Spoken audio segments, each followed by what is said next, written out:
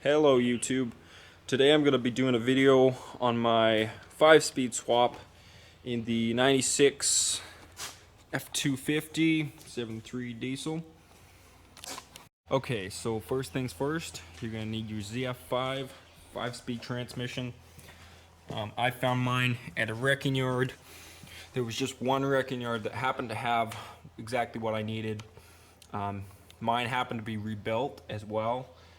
They had a guy who rebuilt it, but check your local wrecking yards, and if you can't find anything there, go on Facebook Marketplace, Craigslist, OfferUp, you know.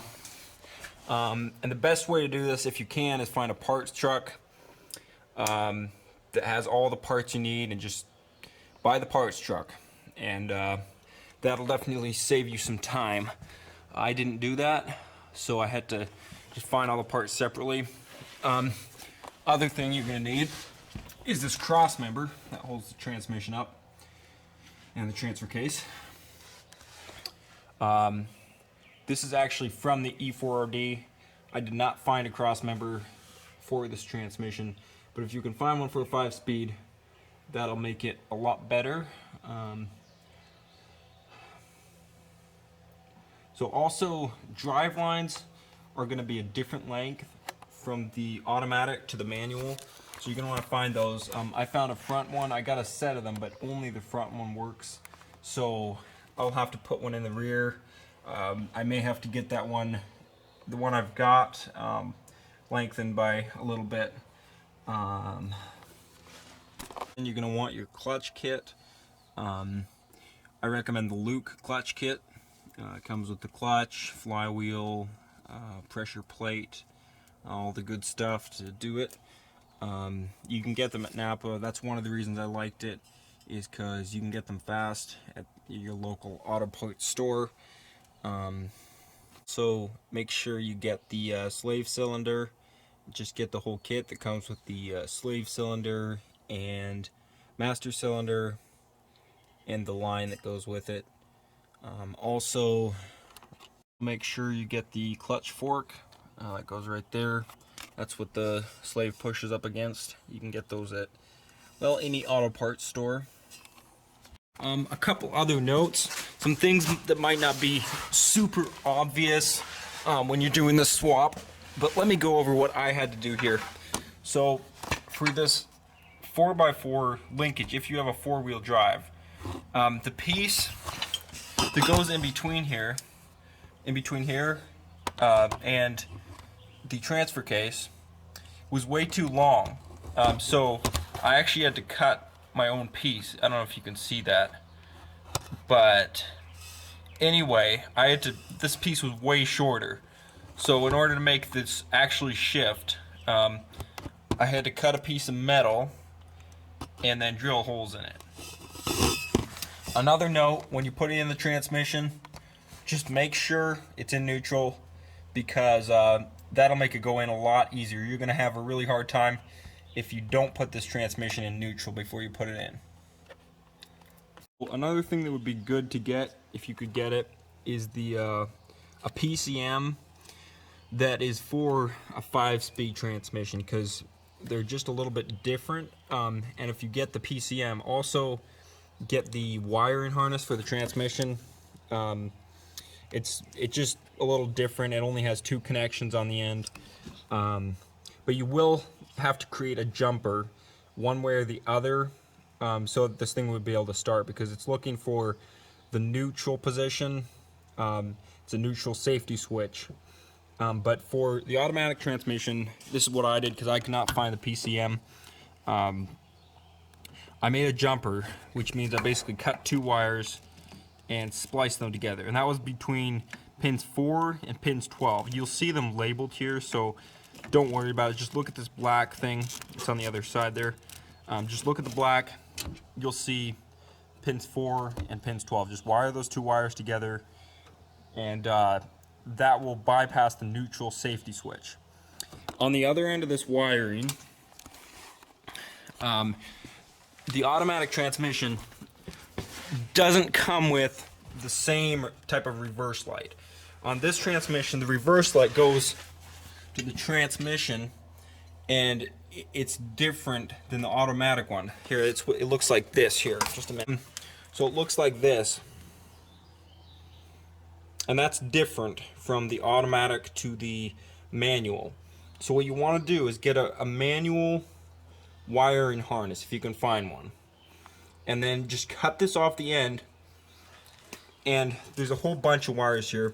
I taped them all up, but you're gonna go through them and find the two that have 12 volts. In other words, they're hot wires that are going to the battery. And then you're just gonna splice these onto there, and that is it. This one is already right. This is for the 4x4 indicators, and that's for the reverse lights. So once you splice that onto there, this wiring harness is good to go. Okay, now for the interior.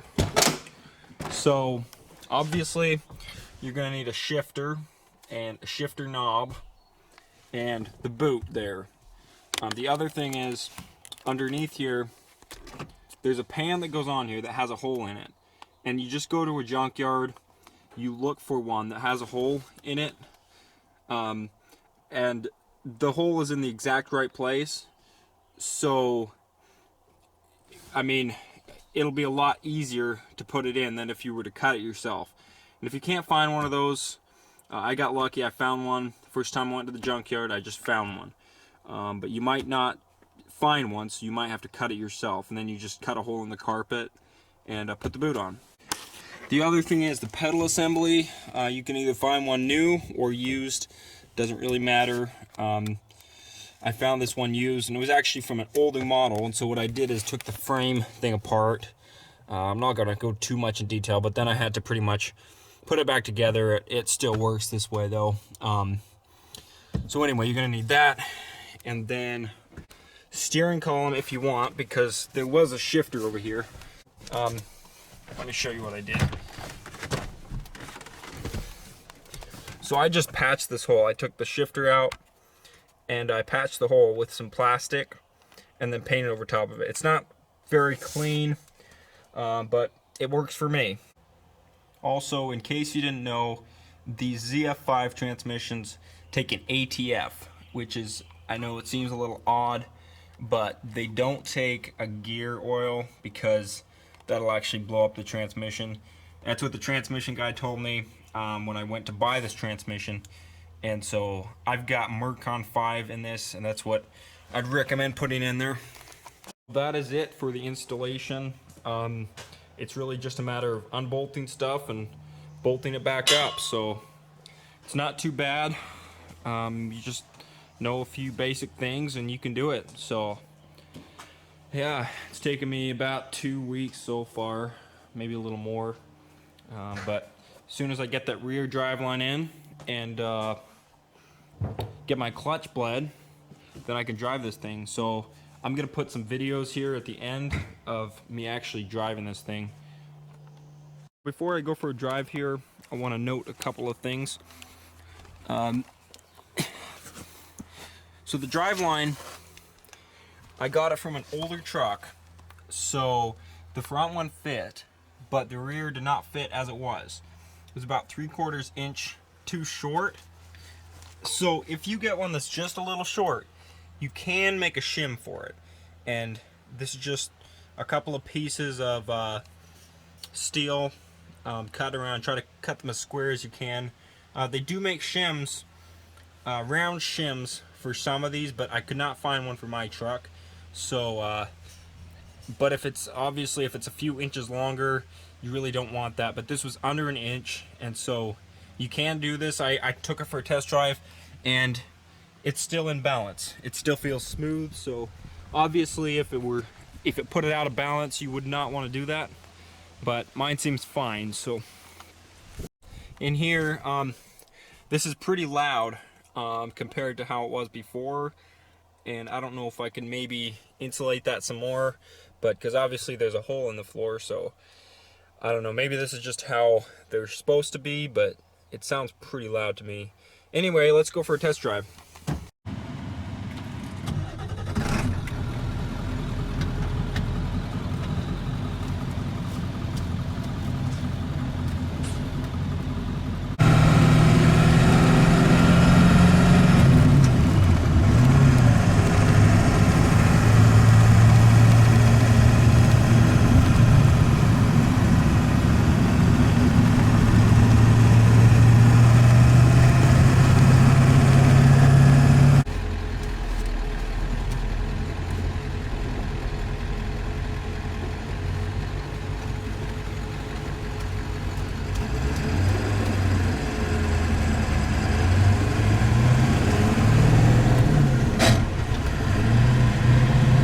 trouble finding that second gear.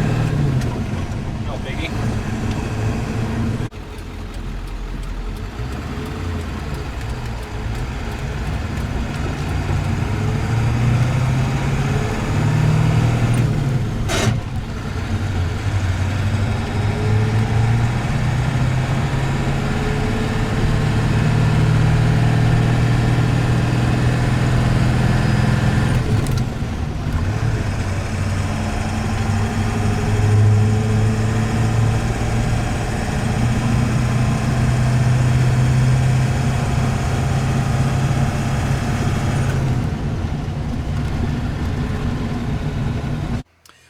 Okay, that's the end of the video, guys. I hope this video helped you out, helped you get your manual swap done, or if you're in the process of it. Good luck with that.